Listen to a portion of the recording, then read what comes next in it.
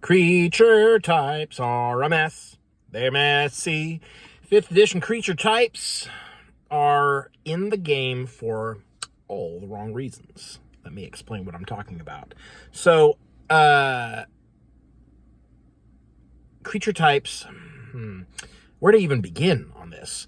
Creature types create a lot of problems.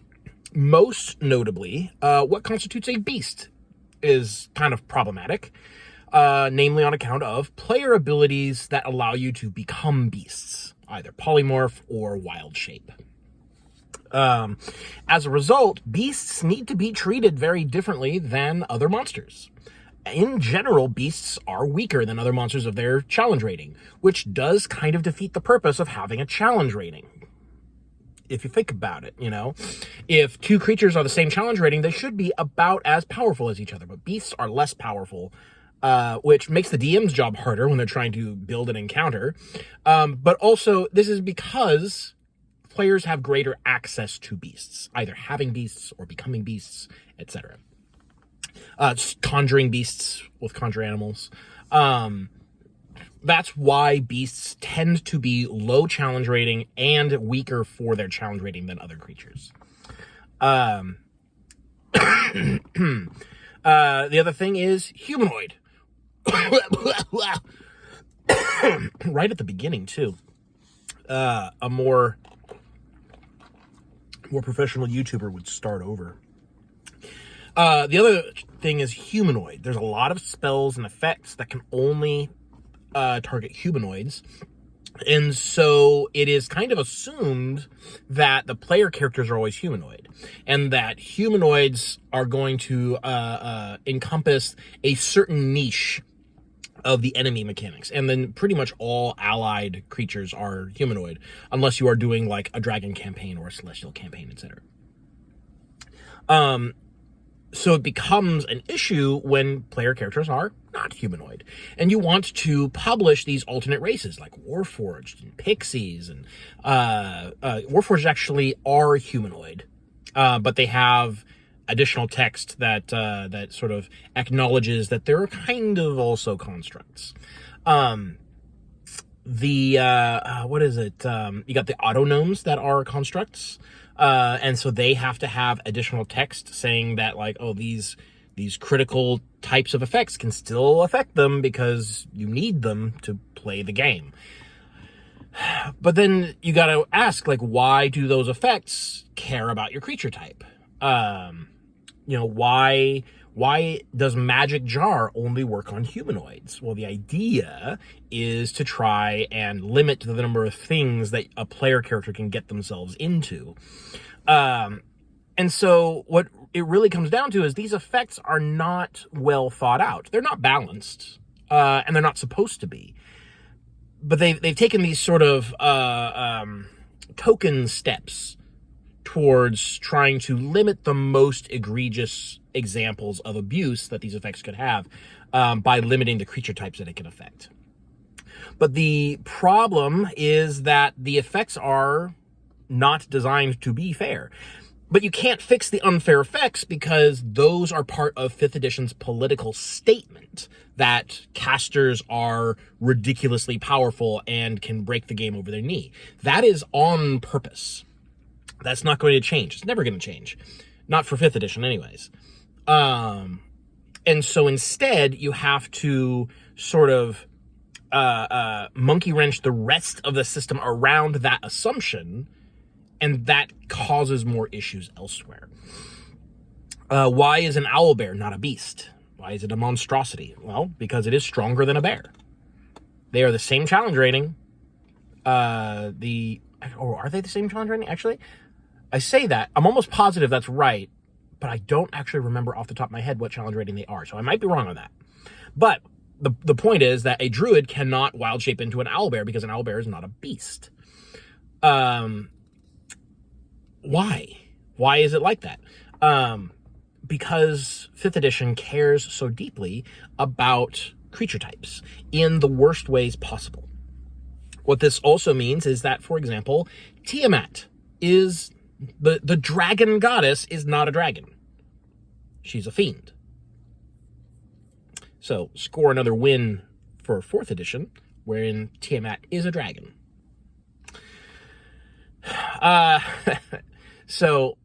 And it can, and 4th edition can afford to do that because creature types are much less important.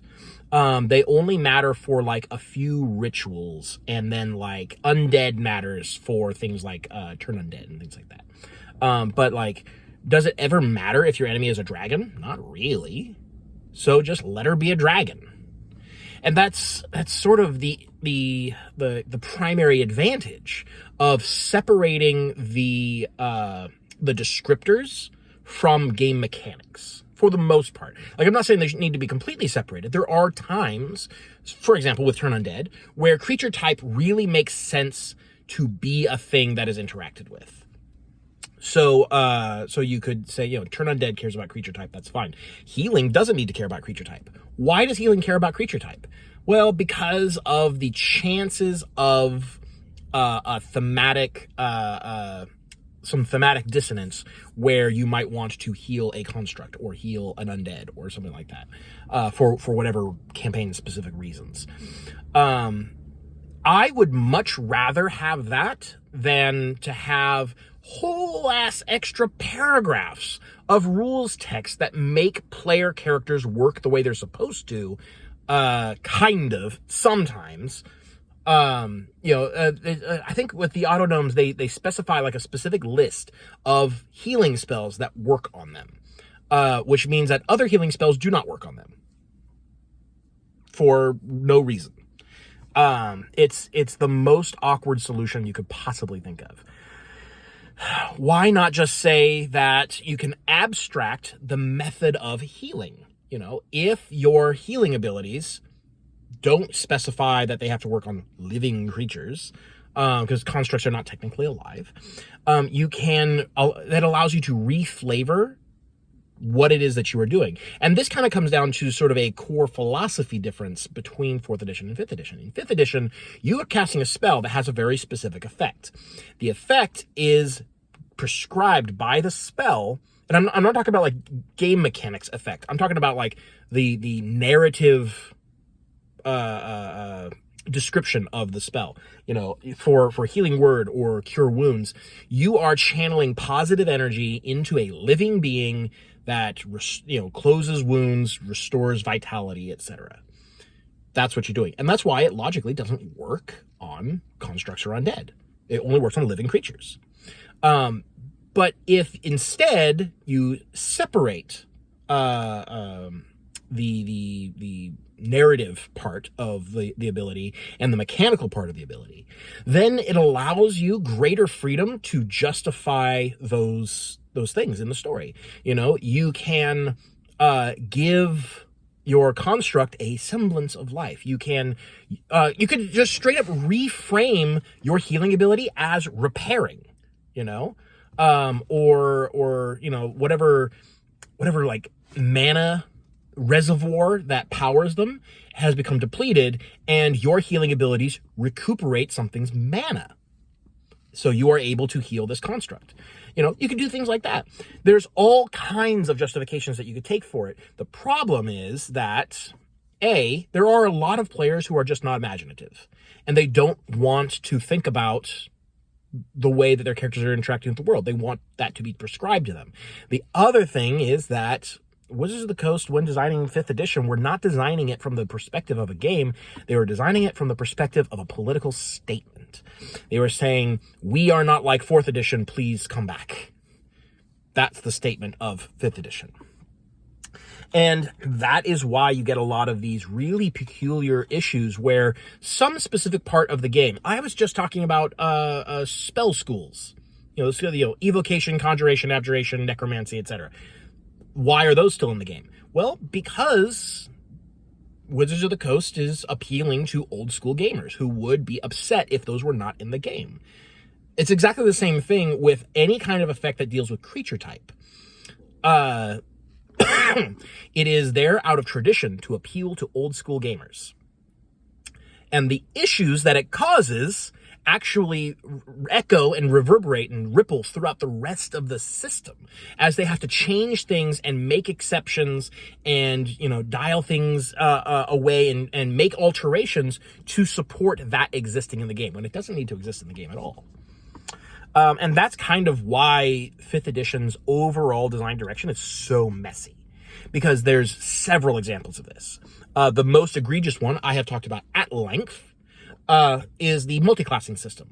The level by level, whenever you level up, you choose what class you're taking a level in. That system, when combined with linear progression of class design, creates so many problems. It actually, I think, is responsible for more than half the issues with the class design in 5th edition. But it exists to appeal to old school gamers, as do the creature type shenanigans that are going on. So I was in a discussion earlier today about creature types. And that's why I'm making this video. Creature types, they're messy, they're inconsistent, they often are illogical, and they're there for political reasons, not for game design reasons. A lot of them don't need to exist. What I would rather see than the creature types that we have now are just creature tags. So you could have dragon as a tag, undead as a tag. I don't think humanoid even needs to be a tag. I don't think it should be. But there's like goblinoid could be a tag, because there are lots of different goblinoids. They are related to each other, but they are not the same creatures. So you could have them all have the goblinoid tag. And then, as now, you could have effects that refer to specific tags. Fey could be a tag. Magical could be a tag. So then some creatures are just magical. And these would be mostly not part of game effects. But what about polymorph? And what about wild shape? Things that allow you to turn into or summon animals. I think that those should have specific prescribed stat blocks for those effects. If you are turning into an animal, you got to ask yourself, what is the purpose of this game design element? And then design the feature for that, and not say the purpose is to summon animals. Well, no, what is the purpose? The purpose is to create more battlefield control. And so you create a stat block specifically to facilitate that purpose. Conjuring the animals or turning into the animals is the means to whatever end you are doing these things for. They are not the end goal. They're just the way that you are approaching solving a particular challenge. So I think that those kinds of things, anything that says like you can, turn into or conjure a beast of this CR or lower, instead, because there's several problems with that, namely that the player then either doesn't have access to the stats, so they don't know what their abilities do, or they have to have a whole separate book where they look things up. And it limits what the designers are able to put out. Every time they publish a new beast, conjure animals get stronger, wild shape gets stronger, polymorph gets stronger. And so they are strongly encouraged not to do that. They are limiting their own design space by doing it this way. Instead, if each of those effects had a specific stat block or either a specific stat block or a specific template that it would apply, then these abilities would be able to serve a tighter function that is more focused and therefore more effective at creating the game experience that they are meant to. They're not meant to create any game experience as is. But also it would alleviate all of these problems instantly. The designers could put out whatever beasts they want. Beasts could now be balanced with other creatures of the same CR. There's so many problems that are created by doing it this way. Beast is the most egregious, but there are others. There's undead and fey and construct are the other problematic creature types. Excuse me. And this is all even ignoring Nystul's Magic Aura. I prefer to pretend that spell doesn't exist. So we're not going to talk about it. So anyways, the approach, because this is kind of a simulationist approach. This is the idea that creature types are some sort of like canonized thing in the game world that through experimentation, characters could determine. You know, that owl bear is fundamentally different than a regular bear because certain spells don't work on it. Druids can't turn into it. Polymorph cannot turn into it. It seems like a regular animal. It has animal instincts. It has animal behavior. It has an ecology.